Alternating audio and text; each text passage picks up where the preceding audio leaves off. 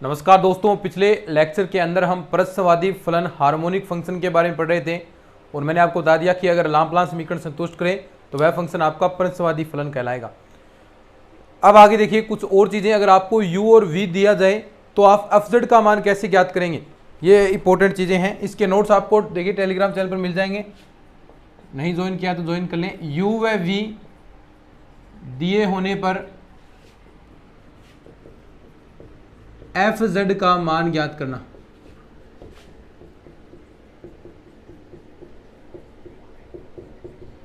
u व v दिए होने पर fz का मान ज्ञात करना, या इसे मिलन थॉमसन रचना विधि भी कहते हैं। मिलन थॉमसन रचना विधि। देखिए क्या होता है इस विधि के अंदर। सबसे पहले तो मान लीजिए एक नंबर कंडीशन पर अगर आपको u x, y दिया हो तो क्या करेंगे। देखिए इसके तहत देखिए इसमें 3-4 स्टेप हैं। स्टेप्स निकालने हैं। तो सबसे पहले नंबर 1 पर आप ज्ञात करेंगे del u upon del x। Del u upon del x निकालेंगे और ये मान लीजिए फंक्शन बना है आपका फाई x, y, ठीक है, कोई मान आ गया। फिर उसके बाद आपको निकालना है साथ में del u upon del y। ये मान लीजिए फाई के साथ आपका फंक्शन साई बन गया x, y।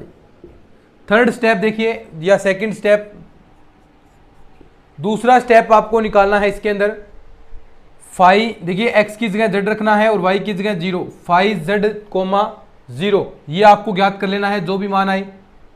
इसके साथ साथ आपको साई में भी z रखना है, साई z, 0 ज्ञात कर लो जो भी मान आए। फिर लास्ट में क्या करना है, नंबर थर्ड स्टेप fz आपका मान आएगा। देखिए fz प्राप्त हो जाएगा। समाकलन करना है किस किस का, कि जो आपने फाई z माइनस 0 निकाला है, फाई z, 0 माइनस का साई z0, साई z0 और dz के सापेक्ष इसका समाकलन कर दोगे, ठीक है, तो आपको fz मान प्राप्त हो जाएगा।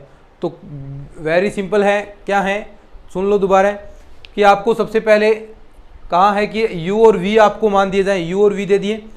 फिर कहा है कि आपको fz ज्ञात करना है। तो fz ज्ञात करने के लिए सबसे पहला काम देखिए, अगर इस रूप में आपको दिया हो u x, y अगर दिया है, यानी केवल मात्र u दिया है, तो उससे आप कैसे निकाल सकते हैं fz का मान। तो देखिए सबसे पहले x के सापेक्ष इसका आंशिक अवकलन, y के सापेक्ष आंशिक अवकलन u का, दो फंक्शन मिलेंगे। उसमें x की जगह z रखना है, y की जगह 0, x की जगह z, y की जगह 0, दोनों मान आएंगे। उनमें क्या करना है, पहले मान में से दूसरा मान घटा दो और dz के सापेक्ष समाकलन कर दो। तो ये आपका हो जाएगा क्वेश्चन। ऐसे ही अगर यहाँ पर आपको v के रूप में दे दें, एक मिनट डस्टर का, v के रूप में दे दें, ये तो ux दिया है। अगर यहाँ पर आपको सेकंड नंबर कंडीशन कि v के रूप में आपको मान दे दे तो आप कैसे सोल्व करेंगे भाई, यानी v दे दें, ये तो u दिया है, अब यहाँ पर दे दे v, तो ये हो गया आपका v और ये कंडीशन हो गई आपकी नंबर 2। vx, y दिया हो तो वही तरीका सेम टू सेम। क्या सबसे पहले आपको del v upon del x निकाल लेना है। ये मान लीजिए कोई भी फंक्शन आपका h बन गया। फिर उसके बाद आपको del v upon del y ज्ञात करना है और ये मान लीजिए आपका g फंक्शन बन गया, ठीक है। उसके बाद वही तरीका same to same number 2 step के अंदर क्या करना है, जो आपने h निकाला है उसमें z, x की जगह तो z रखना है और y की जगह 0, तो h z, 0 ये मान ज्ञात कर लो और साथ साथ में z z, 0 ये मान भी ज्ञात कर लो। जो मान आए देखिए कि करना क्या था, वही सेम टू सेम तरीका जो पिछले क्वेश्चन के अंदर किया है। इसमें थोड़ा सा चेंज हो जाएगा नंबर थर्ड में, क्योंकि v और इसमें आयोटा का फर्क आता है ना, आपने देखा था पहले। तो इंटीग्रेशन करना है, तो देखिए इंटीग्रेशन z z, 0 प्लस का आयोटा, इस बार आयोटा आ जाएगा यहाँ पर h z, 0 और dz के सापेक्ष आप इसका इंटीग्रेशन कर देंगे, क्योंकि v के अंदर थोड़ा सा यहाँ पर चेंजेस आते हैं, क्योंकि v आपका क्या होता है, काल्पनिक होता है। काल्पनिक होता है तो यहाँ पर भी काल्पनिक के रूप में आयोटा आपको लगाना पड़ेगा। तो यह इस प्रकार आप v के रूप में दे तो आप ऐसे करेंगे, प्लस का c तो वैसे आ जाएगा क्योंकि समाकलन करेंगे, निश्चित समाकलन नहीं है तो कांस्टेंट आपका यूज होगा। तो लिख लो इसको, फिर आगे बढ़ते हैं, क्वेश्चन करते हैं अब डायरेक्ट।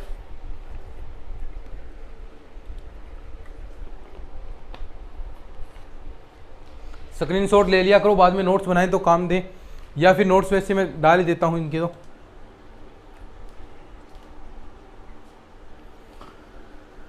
नोट्स आपको इसके मिल ही जाते हैं, तो कोई दिक्कत वाली बात नहीं है। ठीक है, अब देखो क्वेश्चन करते हैं इसके,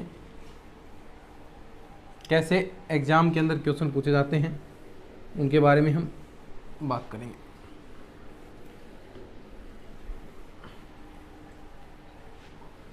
बस ये कॉम्प्लेक्स आपकी 1-2 क्लास और होगी, कंप्लीट हो जाएगा। क्वेश्चन है कि आपको दिया है, देखिए क्वेश्चन इस प्रकार है, आपको दिया है u बराबर दिया है एक्स स्क्वेयर माइनस का वाई स्क्वेयर माइनस का 2xy माइनस का 2x और साथ में दिया है प्लस का 3y, और कहा है कि fz आपको ज्ञात करना है, fz बराबर क्या। ठीक है, बोलो कितना सिंपल है। अब देखो डायरेक्ट करेंगे, u दे दिया तो v आप ज्ञात कर सकते, सॉरी u दे दिया तो आपको fz ज्ञात करना है। अभी हमने स्टेप तया, स्टेप नंबर 1 इसका x के सापेक्ष आंशिक अवकलन करना है और साथ में y के सापेक्ष भी। क्या x के सापेक्ष, तो पहले x के सापेक्ष करते हैं, del u upon del x 2x, देखो x के सापेक्ष कर रहा हूं मैं तो थोड़ा ध्यान देना यहाँ से, माइनस का 2y माइनस का 2, तो ये तो x के सापेक्ष आपका आंशिक अवकलन आ गया। ये मान लीजिए फंक्शन आपका बन गया फाई x कोमा y। दूसरा क्या था, del u upon del y भी ज्ञात करना है, यानी y के सापेक्ष। तो y के सापेक्ष क्या है, वेरी सिंपल है, देखो माइनस का 2y, x कांस्टेंट हो जाएगा यहाँ पर और y आपका चर होगा, तो माइनस का 2x और प्लस का 3, तो ये आपके पास del u upon del y आ गया, और इसे आप कह सकते हैं psi x comma Y. Next step क्या थी, आगे वाली स्टेप, अब जो ये फंक्शन आए हैं उनके अंदर आपको z रखना है, यानी फाई x की जगह तो z और y की जगह 0, तो फाई z कोमा 0 रखेंगे तो देखिए मान क्या आएगा, यानी x की जगह तो z, तो 2z हो गया, यहाँ 0 रखना है तो 0 आ गया, माइनस का 2 ऐसा कैसा आ जाएगा।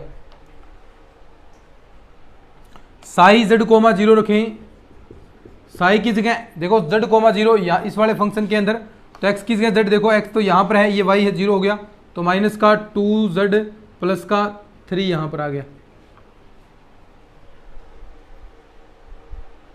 ठीक है, तो अब आगे आप कर सकते हैं, fz बराबर ज्ञात हो जाएगा,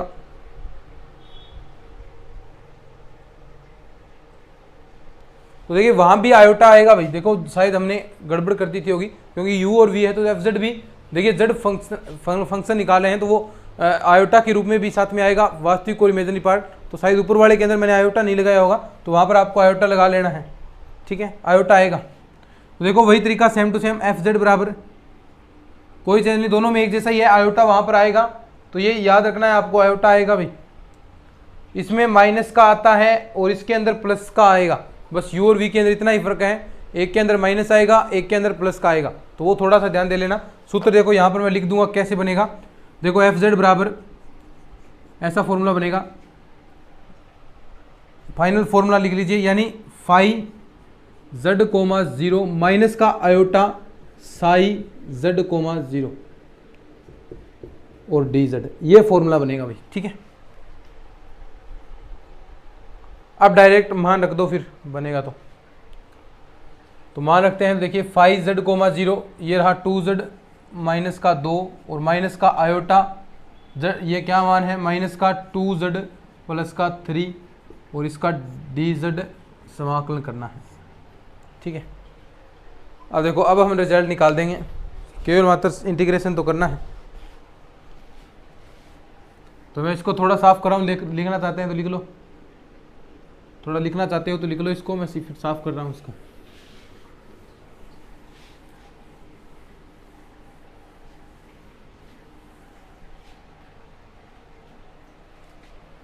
देखिए तो फिर आगे क्या बनेगा, समाकलन करना है अब, तो रिजल्ट आ ही जाएगा।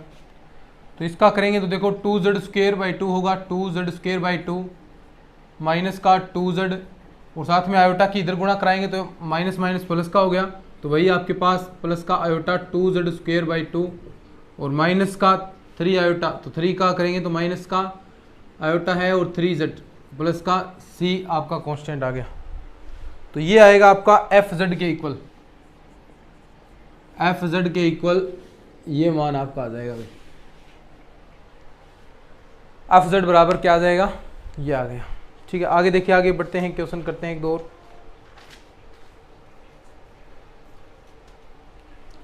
ठीक है, एक क्वेश्चन और करते हैं भाई, लिख लो इसको।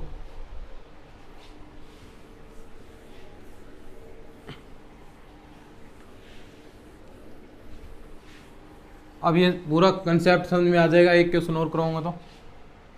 क्वेश्चन देखो आगे हैं,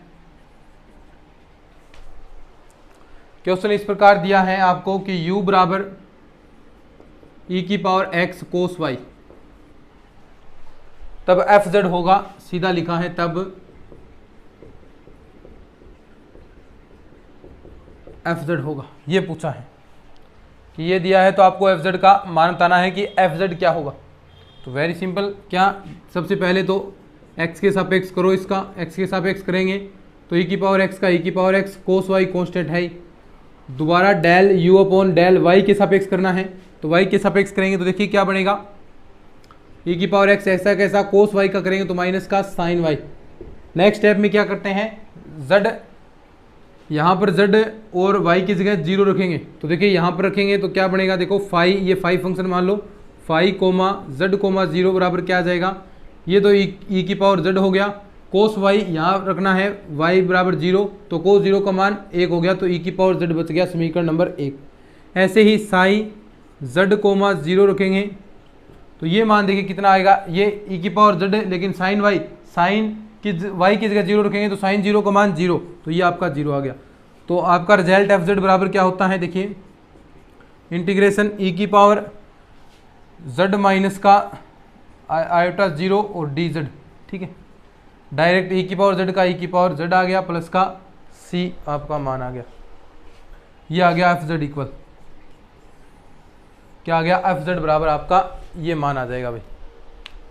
ठीक है, लिख लो, फिर आगे बढ़ते हैं।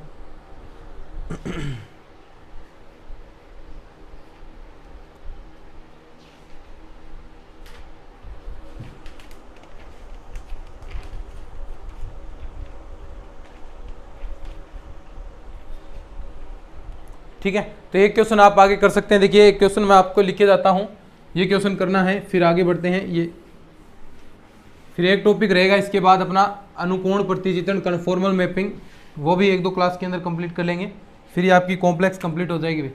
एक क्वेश्चन मैं लिखता हूँ, आपको होमवर्क के रूप में दे रहा हूँ, ये करना है आपको, और न आए तो आप नोट्सों के अंदर देख लेना, लिखा हुआ है मैंने, e⁻x x cos y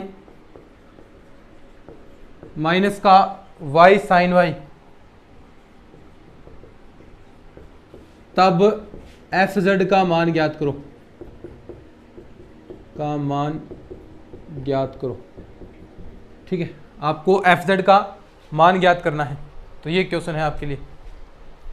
ठीक है, लिख लो इसको, फिर या फिर आप करना चाहें तो साथ में आंसर कर सकते हैं इसका, और अब कुछ नोट लगा कर बातें लिखनी है आपको भी।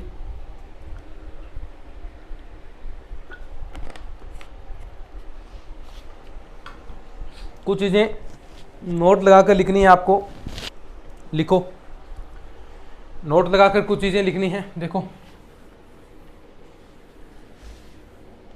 इंपॉर्टेंट चीज़ें हैं, नोट लगाकर लिख लो इनको।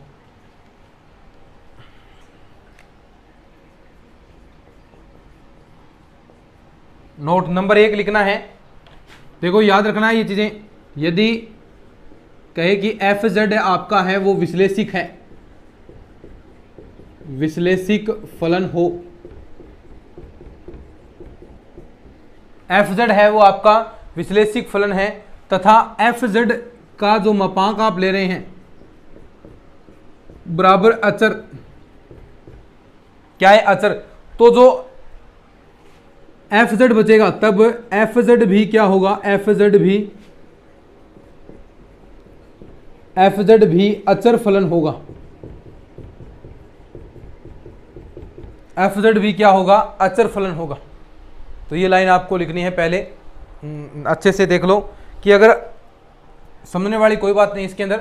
एफ जेड विश्लेषिक फलन है, एफ जेड विश्लेषिक है तो आपका एफ जेड का मापांक भी क्या होगा, एफ जेड का मापांक अचर हो तो ये एफ जेड भी क्या होगा, अचर फलन होगा। यानी एफ जेड पहले विश्लेषिक दे दिया, ठीक है, सीधी सी बात है, विश्लेषिक है, और उसके साथ साथ एफ जेड का मापांक है वो अचर है, तो ये एफ जेड भी आपका क्या होगा, फिर अचर फलन होगा। नंबर 2 पर देखो, यदि एफ जेड विश्लेषिक फलन है, वही same to same F Z विश्लेषिक फलन है, एफ जेड विश्लेषिक फलन है तथा एफ जेड का कोणांक अचर है, तथा एफ जेड का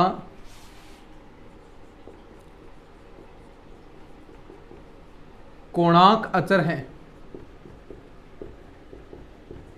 हो, तो जो एफ जेड है वो फी अचर फलन होगा, तब एफ जेड बराबर अचर, कोणांक अचर है उसका। बस ये 2-3 लाइनें याद रख लेना भैया।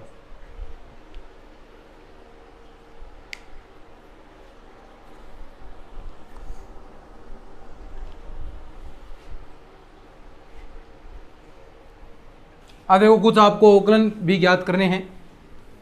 अगर देखो आपको फंक्शन दिया है w बराबर एफ जेड, w बराबर क्या है, एफ जेड आपको दिया है, ठीक है। अगर आप इसमें तब आप डी डब्ल्यू डी जेड निकालते हैं, डी डब्ल्यू डी जेड निकालते हैं तो ये इक्वल किसके होगा, देखिए w का आप z के सापेक्ष करते हैं तो आंशिक अवकलन किसके इक्वल होता है, देखिए z आप आगे तोड़ सकते हैं x प्लस आयोटा y के अंदर, तो ये किसके इक्वल होगा, del W upon del X. ये हमने पहले भी हम बात कर चुके हैं इसके बारे में, तो सिंपल है। साथ साथ में अगर आपको दे दे तब z बराबर एफ डब्ल्यू दे दे तो क्या निकालना पड़ेगा, देखो D Z upon D W, D Z upon D W ज्ञात करना हो तो ये किसके इक्वल होगा, देखो डब्ल्यू है वो किस रूप में फंक्शन होता है, यू प्लस का आयोटा वी के रूप में, तो यानी अब ये किसके रूप में आ जाएगा, del Z upon del U. अब देखो इसके रिलेटेड क्वेश्चन आते हैं एग्जाम के अंदर, वो हम करते हैं भाई। तो ये 2 चीज़ें और आप अच्छे से तैयार कर लेना। क्वेश्चन देखो कैसा पूछा जाएगा एग्जाम के अंदर, उसके बारे में हम बात करते हैं।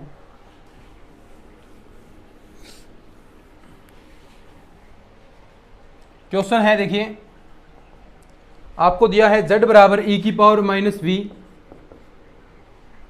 माइनस का कोस यू प्लस का आयोटा साइन यू, तब तथा w बराबर u प्लस का आयोटा v, तब w किस बिंदु पर विश्लेषिक नहीं है, तब w किस बिंदु पर विश्लेषिक नहीं है। अब देखो विश्लेषिक होने के लिए क्या है, विश्लेषिक नहीं है, विश्लेषिक होने के लिए प्रत्येक जो आप प्रांत में करेंगे उस पर प्रत्येक बिंदु पर आपका अवकलनीय होना चाहिए, तभी वह वहाँ पर विश्लेषिक होता है। तो हमें इसके बारे में ज्ञात करना है कि ये कहाँ पर विश्लेषिक नहीं है। तो आपको ऑप्शन दिए हैं कुछ इस प्रकार, नंबर 1 कि z बराबर 0 हो, दूसरा ऑप्शन दिया है z बराबर -1 हो, तीसरा ऑप्शन दिया है z बराबर 1 हो, ठीक है, निकालना है। तो यानी सीधी सी बात है, अगर आप del z upon del w निकालते हैं तो वो किसके इक्वल होगा, del z upon del u के। चूंकि देखिए आपको अवकलन करना है इसका, तो del z upon del w निकालना है, ये किसके इक्वल है, del z upon del u के। तो यानी आप u के सापेक्ष इसका आंशिक अवकलन कर सकते हैं। अब u के सापेक्ष करेंगे तो ये तो आपका कांस्टेंट हो गया e की पावर माइनस वी, कौन सा है, देखो कोस u का माइनस का साइन u होगा, माइनस माइनस प्लस का हो गया साइन u प्लस का आयोटा साइन यू का कोस यू, ठीक है। तो ये del Z upon del U आ गया। यहाँ से आप देखिए कॉमन ले सकते हैं, जो चीज़ें कॉमन आ रही है इस रूप में आप ऊपर वाला बनाए तो माइनस का आप कुछ चीज़ें कॉमन ले लीजिए, या फिर यहाँ से अगर मैं आयोटा कॉमन लेता हूँ e की पावर माइनस का v, 1 आयोटा हमने बाहर निकाला है, 1 आयोटा मैं ले रहा हूँ, तो 1 आयोटा लेंगे तो यहाँ पर देखिए क्या बन जाएगा, तो इसमें ऊपर नीचे आयोटा की गुणा करानी पड़ेगी, तो 1 आयोटा तो बाहर आ गया, तो आयोटा साइन यू तो ये रहा, ठीक है। यहाँ से देखो आयोटा 1 आयोटा के ऊपर नीचे तो इसकी गुणा कराएंगे आयोटा स्क्वायर, तो इसका मान माइनस का, तो माइनस का कोस यू। तो देखिए क्या ये सेम टू सेम ऐसा बन गया क्या, इस जैसा। तो तो इसको आप क्या लिख सकते हैं, बराबर 1/आयोटा, ये देखो पूरा ये इस रूप में बन गया, तो ये देखो क्या बन गया, Z/आयोटा। ठीक है, अब आप देख सकते हैं कि ये कहां पर आपका अवकलनीय नहीं हो सकता, सॉरी Z/आयोटा नहीं, आयोटा/Z बन जाएगा ये Z/आयोटा बन गया, किसके इक्वल, डेल Z/dw। लेकिन आपको मान बताना है कि W किस बिंदु पर अविश्लेषिक नहीं है, तो W निकालना है तो उल्टा करना पड़ेगा, तो उल्टा कर लीजिए, डेल W/dz, तो ये आएगा आयोटा/Z। तो यहां पर देखिए Z बराबर आप क्या मान नहीं रख सकते, Z बराबर अगर आप 0 रखेंगे तो ये वहां पर विश्लेषिक नहीं होगा, तो सीधी सी बात है, क्योंकि देखिए ये नीचे इन्फिनेटिव बनेगा, Z बराबर 0 पर ये इन्फिनेटिव बनेगा, तो Z बराबर 0 पर ये क्या है, विश्लेषिक नहीं है, Z बराबर 0 पर विश्लेषिक नहीं, बिल्कुल सिंपल है विश्वाल, कोई दिक्कत है नहीं, Z बराबर 0 पर विश्लेषिक नहीं है। आगे देखिए फर्स्ट ग्रेड के अंदर एक क्वेश्चन आया है, वो करवाते हैं। फर्स्ट ग्रेड के अंदर क्वेश्चन आया है, बस u और v के मान निकालने हैं आपको।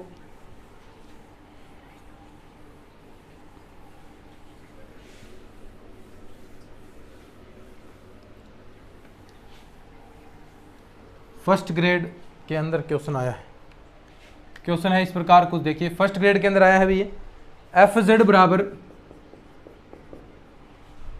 दिया है आपको z का मापांक के ऊपर की स्क्वायर, मापांक नहीं कोणांक है z का, सुंगमी निकालना है z का, कह सकते हैं आप, z बराबर नोट 0, ठीक है, और 0 होगा कहाँ पर, z बराबर 0 पर, सीधी सी बात। तब मूल बिंदु पर आपको ज्ञात करना है, मूल बिंदु पर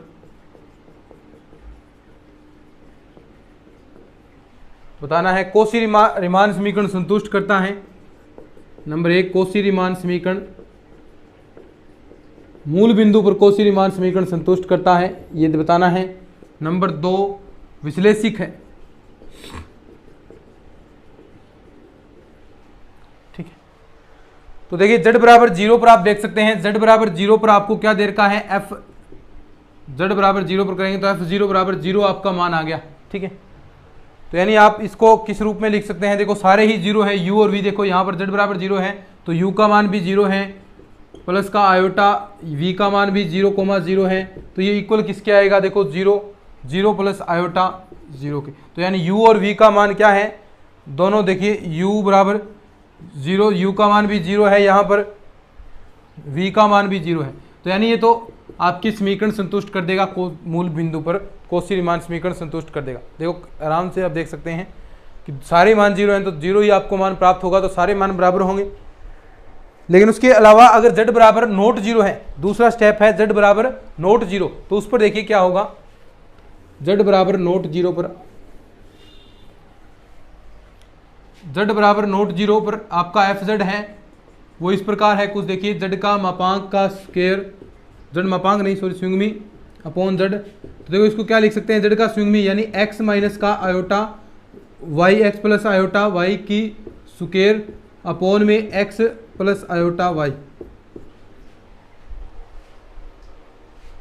अब नीचे अगर आपका x प्लस आयोटा है तो आप इसकी गुणा करवा सकते हैं स्विंगमी के ऊपर नीचे, तो ये हमने प्रीमीकरण करवाया है बहुत बार, तो x माइनस का आयोटा y ऊपर नीचे हमने गुणा करा दी,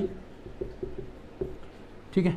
तो देखिए इसको आप क्या लिख सकते हैं, x माइनस आयोटा वाई की स्क्वायर, और एक और है तो क्यूब हो गया, नीचे क्या बन गया, एक्स स्क्वायर प्लस का वाई स्क्वायर, ये चीज़ें तो सीख के है ना, ए प्लस बी इंटू ए माइनस बी, ए स्क्वायर माइनस का बी स्क्वायर, तो यहाँ पर ये आयोटा स्क्वायर माइनस का 1 माइनस माइनस से प्लस हो गया। अब देखो इसकी क्यूब खोलते हैं तो एक्स क्यूब, ठीक है, माइनस साथ में इसकी क्यूब कर दो, माइनस का आयोटा क्यूब और वाई क्यूब, ठीक है। आगे वही सेम टू सेम,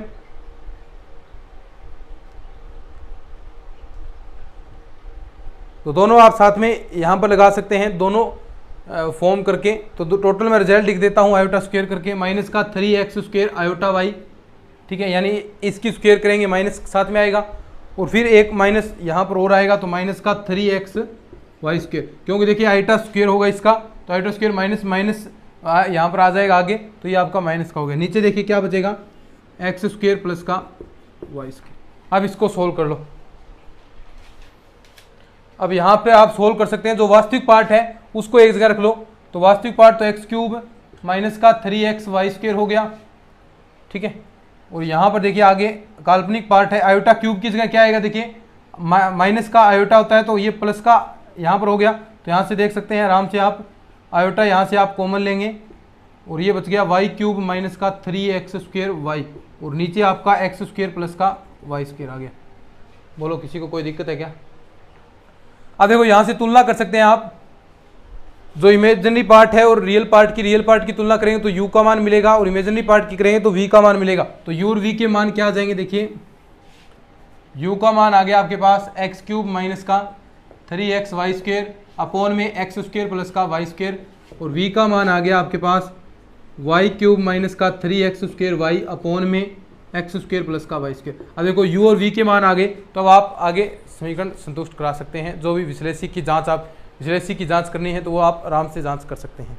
चलिए ये क्वेश्चन है आपके लिए, एक छोटा सा क्वेश्चन और रहता है वो भी करवा देते हैं। फर्स्ट ग्रेड के अंदर यही पूछा गया है, ऐसे ही क्वेश्चन आते हैं भाई, एक फर्स्ट ग्रेड के अंदर और पूछा गया है वो भी करवा देते हैं, लास्ट क्वेश्चन इसका।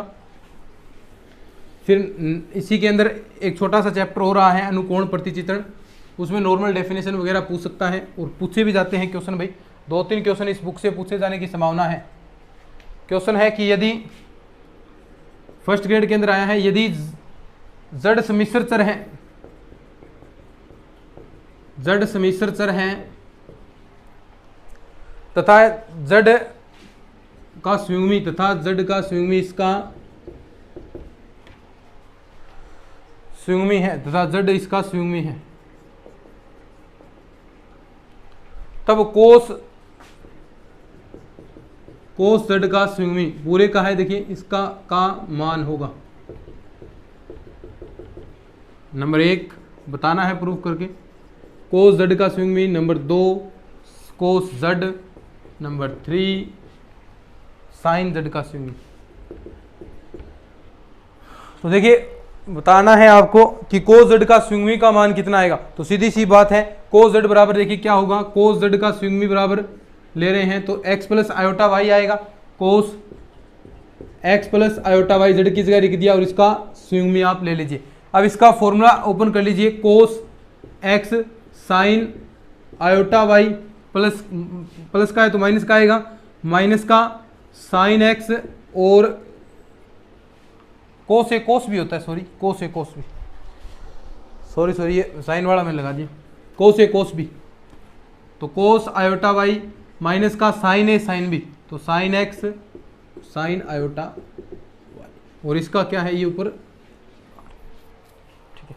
अब देखिए चूंकि कोस आयोटा वाई और साइन आयोटा वाई बराबर मान सकते हैं आप, आयोटा देखिए कोस आयोटा वाई बराबर कोस हाइपरबोलिक वाई सीधा, और साइन आयोटा वाई की जगह लिख सकते हैं आयोटा साइन हाइपरबोलिक वाई।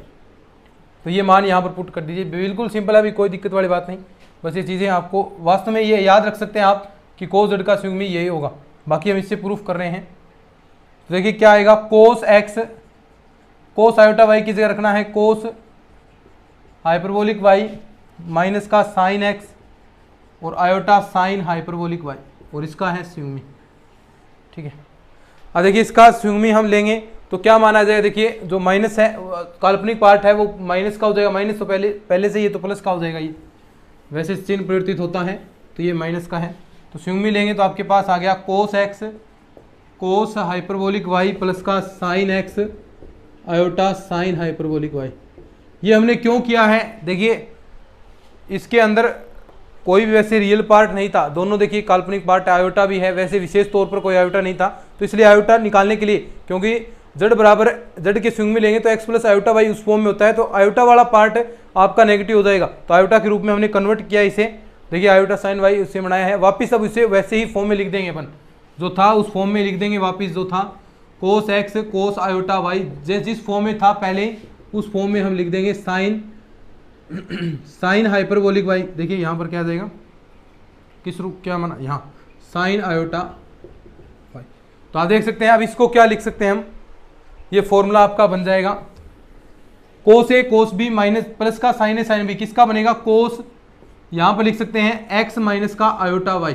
तो ये देखिए किसका स्विंग में आ गया, यहाँ पर देखिए x माइनस आयोटा y यानी कोस z का स्विंग में है ना, ये देखिए z का स्विंग में आप लेते हैं तो यही तो आता है आपके पास, z बराबर आपके पास x प्लस आयोटा y है और z का स्विंग में लेंगे तो x माइनस आयोटा y, तो ये किसका हो गया, कोस z का स्विंग में। तो ये आपका मान आ गया, ठीक है। तो ये आपका कंप्लीट हो गया है। अब इसके बाद अनुकोण प्रतिचित्रण कन्फॉर्मल मैपिंग टॉपिक रहता है, उसके बारे में हम नेक्स्ट क्लास के अंदर बात करेंगे, 2 क्लास के अंदर वो पूरा कंप्लीट हो जाएगा।